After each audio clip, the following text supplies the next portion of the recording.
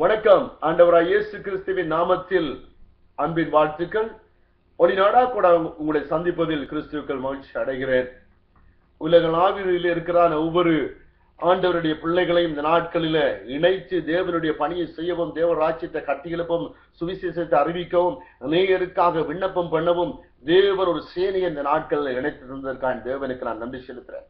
அங்கே பள்ளத்தாக்கிலே உள்ள எசேக்கியேல் புத்தகத்தில் உலர்ந்த எலும்புகளை ஒன்று சேர்த்து இணைத்து ஒரு பெரிய சேனையாக எழுந்து நிற்க செய்த தெய்வம் இன்றைய நாளிலும் வேல்வயடா இருக்கிறதான ஒரு சில தெய்வ பிள்ளைகளை இணைத்து தேவனுடைய பணியை செய்து கொண்டிருக்கிறார்.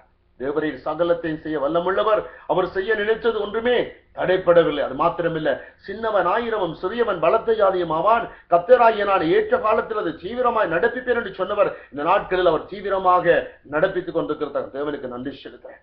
ஒரு பெரிய ஒரு பணியில அற்பமான எங்களையும் தெரிந்து கொண்டு தேவன் கிரியை நடப்பிக்கிறார். ஆகவே சீஃப் அண்ட் பிரேயர் குறித்து ஒரு சில வார்த்தைகள்.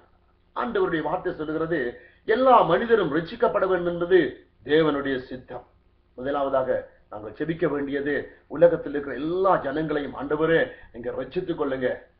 அடுத்ததாக சபைகளுக்கு போகிறார்கள்.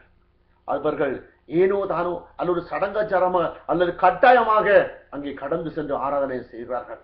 அப்படிப்பட்டவர்கள் ஆவியோடும் உண்மையோடும் பரிசுத்தத்தோடும் நீதியோடும் தேவனை தொழுது கொள்வர்களாக தேவன் அவர்களை மாற்றும்படியாக, பின்மாற்றத்தில் விழுந்து போனவர்கள், பாவத்திலே விழுந்து போனவர்கள், பின்மாற்றத்தில் போன ஊழியர்கள், பாவத்தோடு மறைமுகமான பாவத்தோடு இருந்து கொண்டு பணிகளை செய்கிற ஊழியர்கள் மீண்டுமாக எந்த இடத்துல விழுந்தார்களோ அந்த இடத்துல இருந்து தேவன் அவர்களை தூக்கி எடுத்து மீண்டுமாக தேவ பணியை செய்ய தேவன் அனுக்கிரகம் பண்ணும்படியாக, உலகத்தின் மூலமுடுக்கலை எங்கெங்கெல்லாம் தேவனுடைய பிள்ளைகள் இப்படியாக விழுந்து போயிருக்க அவர்களை தேவன் எடுத்து நிறுத்தும்படியாக செபிக்க வேண்டிய கடமை எங்கள் மேலே உண்டு. அது மாத்திரமில்ல, இந்த நேரத்துல ஏதோ ஒரு பகுதியில பல இடங்களில சுவிசேஷம் அறிவிக்கப்பட்டிருக்கிறது. இந்த வேளையில தேவன் தாமே அந்த ஜனங்களை, சுவிசேஷத்தை கேட்டுக்கொள்கிற ஜனங்களுடைய காதுகள் திறக்கப்படும்படியாக, அவர்கள் ரட்சிக்கப்பட்டு ஆங்காங்கே சபைகளுக்குள்ளே அங்கே சேர்க்கப்படும்படியாக, அதற்காகவும் சுவிசேஷத்தை பிரசங்கித்துக் கொண்டிருக்கிறவர்களை தேவன் தைரியப்படுத்தும்படியாக நாங்கள் செபிக்க கடமைப்பட்டிருக்கிறோம். அது மாத்திரமல்ல, மிஷனரிகளுக்காக நானும் நீங்களும் போக முடியாத இடங்களில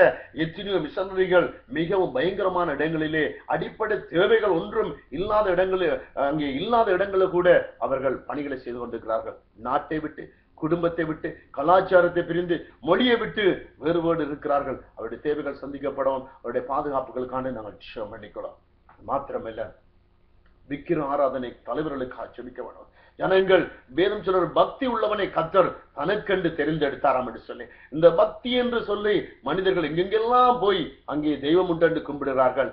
ஆனால் அப்படிப்பட்ட தலைவர்களை தேவன் ரட்சித்து ஆண்டவர் தான் மெய்யான தெய்வம் என்று அறியும்படியாக அவர்களுக்காக நாங்கள் ஜெபம் பண்ணிக்கொள்வோம். அது மாத்திரமல்ல, திக்கற்றவர்கள், விதவைகள், ஏழைகள், அனாதைகள், அங்கவினர்கள், கைவிடப்பட்டவர்கள், இப்படிப்பட்ட மக்கள் உலகத்தின் எந்த மூலம் எடுக்கிருந்தாலும் அவர்களும் வாழ்வடைந்திருக்கும்படியாக அப்படிப்பட்ட ஜனங்களை தேவன் போஷித்து நடத்தும்படியாக அவர்களுக்காக நாங்கள் ஜெபம் பண்ண கடமைப்பட்டிருக்கிறோம்.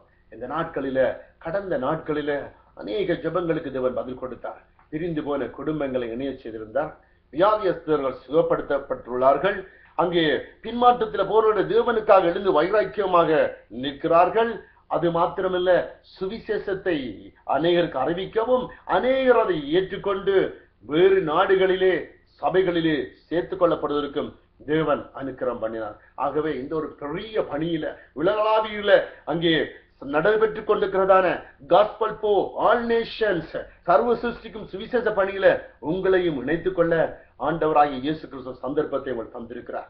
அறுப்பு மிகுதி, வேலையாட்களோ குறைவா இருக்கிறது. ஆகவே நீங்களும் இணையலாம். நல்ல ஒரு சந்தர்ப்பம். சாட்டுப்போக்கு சொல்ல வேண்டிய அவசியம் இல்லை. மனம் உண்டானால் இடம் என்று எப்படி ஒவ்வொரு நாளும் எங்களுடைய காரியங்களுக்காக நேரம் ஒதுக்குறோமோ அதே போல இந்த ஜெப பணிக்காகவும் சுவிசேஷ பணிக்காகவும் நானும் நீங்களும் கண்டிப்பாக நேரம் ஒதுக்கித்தான் ஆக வேண்டும். நாங்கள் இந்த பூமியில வாழ்கிற நாட்கள் ஒவ்வொன்றுக்கும் கணக்கு ஒப்பிக்க வேண்டிய நேரத்தில் வந்திருக்கிறோம். மோசேயாகிய அங்கே பெரிய தலைவர் அங்கே 90 சங்கீதம் 12 வசனத்தை சொல்லுகிறார், நாங்கள் ஞானமுள்ள இருதயம் உள்ளவர்கள் ஆகும்படி ஆண்டவரே எங்களுடைய நாட்களை என்னும் அறிவை எங்களுக்கு தாரும் என்று சொல்லி, அந்த பெரிய லீடர், பெரிய சேனையை நடத்தி வந்தவர் தேவனிடத்துல ஜெபம் பண்ணி எப்படியாக கேட்கிறார், ஆண்டவர் அறிவதற்கு முன்பதாக எவ்வளவு காலங்களை நாங்கள் வீண்விரயம் செய்துவிட்டோம். அது மாத்திரமில்ல, ஆண்டவரை அறிந்தோம் என்ற பின்னும் கூட இத்தனையோ நாட்களை நாங்கள் அங்கே வீணாகவே அங்கே கழித்துக் கொண்டிருக்கிறோம். எனக்கு பிரியமான சகோதரனே சகோதரியே, இதோ சீக்கிரம் வருகிறேன், அவனவனுக்கு தக்க பலன் என்னோட கூட வருவது என்று சொன்னேன். ஆண்டவர் அவர் எனக்கும் உங்களுக்கும் அங்கே பலன் கொண்டு வருகிறார். ஆகவே சீக்கிரமாக எந்த இடத்திலே நாங்கள் மனம் திரும்பி தேவனுடைய சித்தத்துக்கு எங்களை ஒப்புக் கொடுக்கணுமோ, இந்த நாளும் ஒரு நல்ல ஒரு சந்தர்ப்பத்தை என் ஆண்டவர் எனக்கும் உங்களுக்கும் தந்திருக்கிறார். ஆகவே இது ஒரு தனிப்பட்ட மனுஷனுடைய பணியில தேவனுடைய பிள்ளைகள் வேர்ல்வைடாக இணைந்து இந்த பணியை செய்கிறோம். எல்லாவற்றிலும் அவருடைய நாமம் மாத்திரம் மகிமைப்படுவதாக. ஆகவே இதுல எந்த ஒரு மனுஷனுக்கும் பேர் வருவதற்கு சந்தேகம் அங்கே சாத்தியமே இல்லை. ஏனென்று சொன்னா ஒவ்வொருத்தரும் ஒவ்வொரு மூலையில இருந்து ஜெபிக்கிறோம். தேவன் என்ன செய்கிறார்னு சொன்னால் ஜெபங்களை கேட்டு கிரியை நடப்புகிறார். ஆகவே இந்த பணியில தேவனுடைய நாமம் மாத்திரம் மகிமைப்படுவதாக. தயவு செய்து நீங்கள் எங்களோடு ஜெபிக்க விரும்பினால் GFAN prayer, GFAN PRAYER prayer Skype ID, பேஸ்புக்கிலே தொடர்பு கொள்ள விரும்பினால் GFAN prayer, GFAN PRAYER prayer இதிலே நீங்கள் தொடர்பு கொண்டு எங்களோடு இணைந்து கொள்ளலாம். தேவன் தாமே உங்களை ஆசீர்வதிப்பார். லோக்கலிலே கனடாவிலே நீங்க எங்களோட தொடர்பு கொள்ள விரும்பினால் 514-948-5550 அல்லது 514-836-7536. Email canyupray@gmail.com, canyupray@gmail.com. Website www.gfan.info.